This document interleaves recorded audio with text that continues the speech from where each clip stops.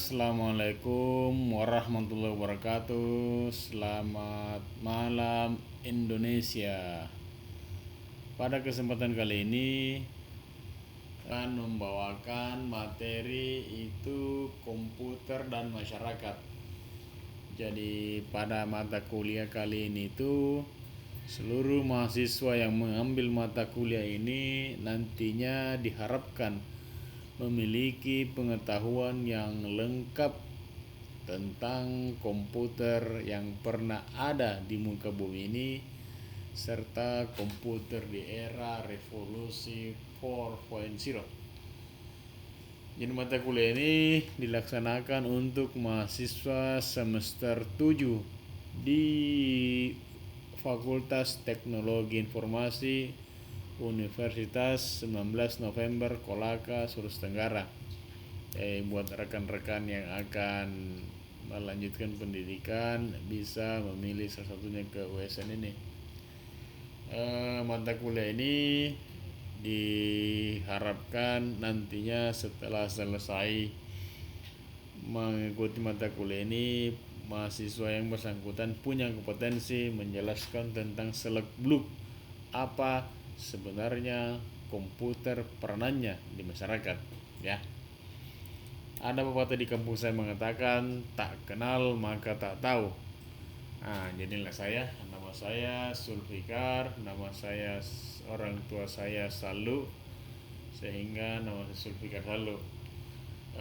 Saya menyelesaikan pendidikan S1 itu di STIMIK di Negara Makassar, jurusan Teknik Informatika, S2-nya Ilmu Komputer di UGM, S3-nya Teknologi Pendidikan di Universitas Negeri Jakarta. Kemudian saya memiliki beberapa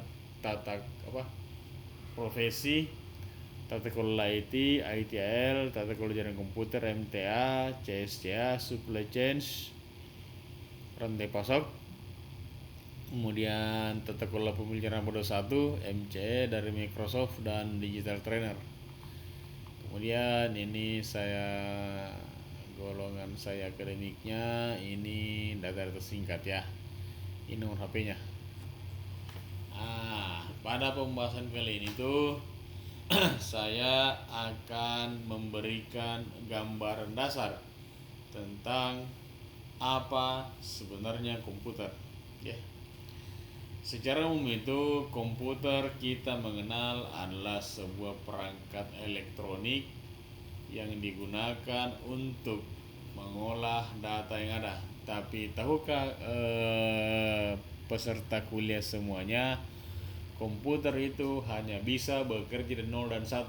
Kebetulan saya dari STM Elektronika, sehingga tahu betul dan tahu persis kira-kira bagaimana caranya komputer bisa bekerja. Nah, pada kesempatan kali ini tuh saya akan mencoba memberikan gambaran tentang pengenalan komputer, ya. Pengenalan komputer nanti ini kita akan lihat ya jadi di sini itu kita bisa melihat perkembangan komputer, ya.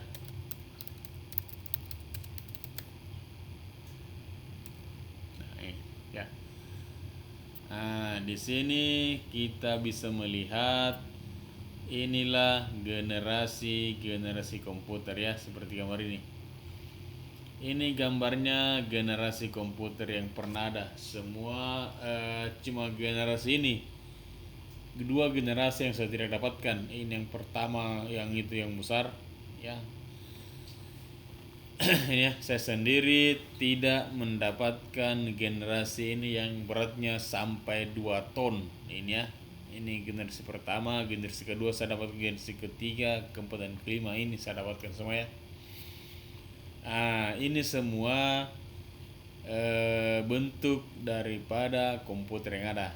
Jadi dulu itu bentuk komputer seperti ini besarnya 2 ton beratnya. Nanti selengkapnya bisa lihat lebih rinci. Kemudian ini masih pakai tabung, ini sudah pakai transistor, chip, multi chip, dan sekarang lebih kecil lagi. Ini besar karena pakai tabung, pakai tabung. kemudian ini pakai transistor, ini pakai chip, IC, ini masih pakai IC, ini pakai chip, ini sudah multi chip lagi ya, lebih kecil daripada chip ya. Ini sejarahnya. Jadi komputer itu terdiri dari beberapa generasi komputer. Bisa dilihat di sini ya, generasi komputer ini ya, ini salah satunya. Tampilkan.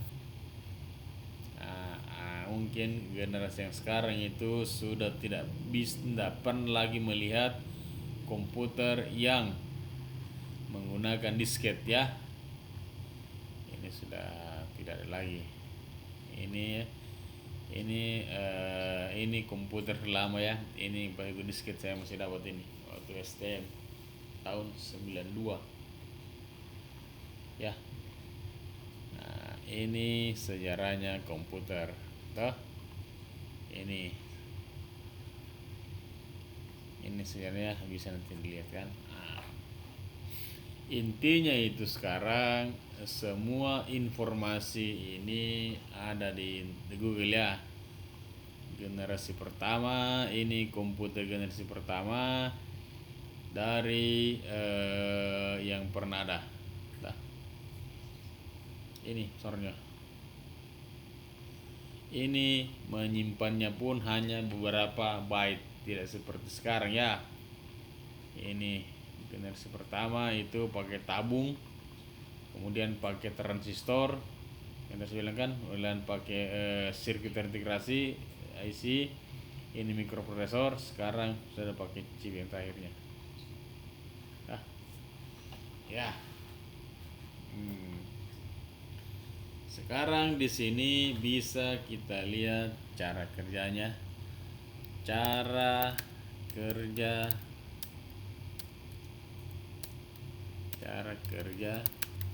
komputer. Ini cara kerjanya. Jadi komputer yang ada di muka bumi itu seperti ini cara kerjanya. Itu ada 3 intinya: input, proses, output ya. Semua komputer di muka bumi ini tuh hanya bisa bekerja jika ada inputnya, alat inputnya. Alat input itu nantinya bisa bermacam-macam, apakah suara, keyword, teks, dan sebagainya. Ini merupakan semua komputer di muka bumi ini dipastikan memiliki ini ya. Ada inputnya, proses, output. Dalam proses tersebut ada media penyimpanannya. Penyimpanannya pun macam. Ada yang sementara, ada yang permanen. Artinya sementara, nanti ada listriknya baru bekerja.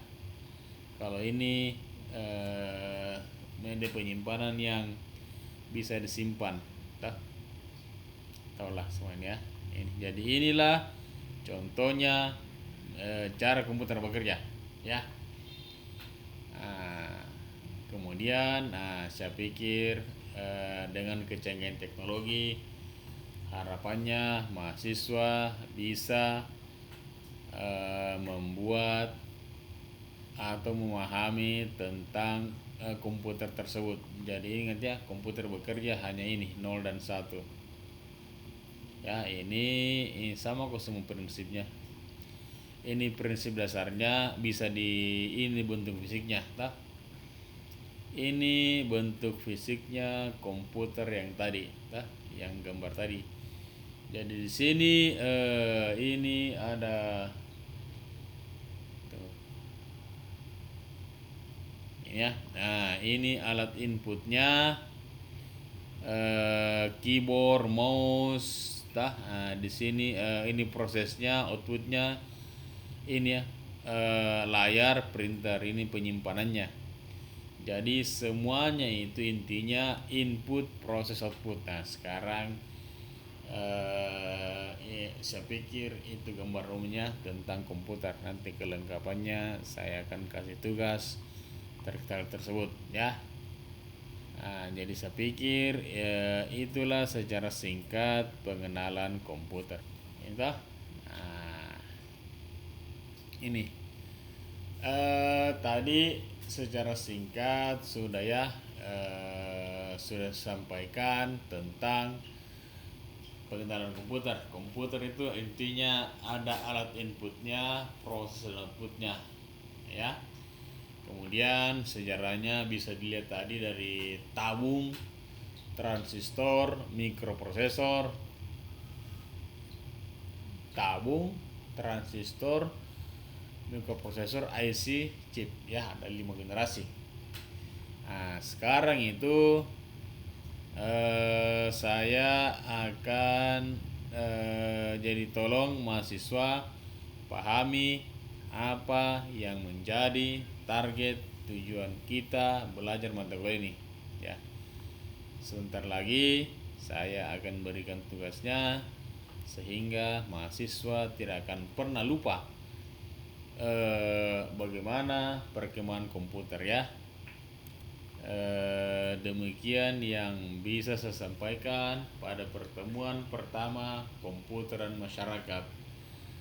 Terima kasih. Assalamualaikum warahmatullahi wabarakatuh. Tugasnya saya upload ke YouTube, lihat di YouTube ya. Terima kasih.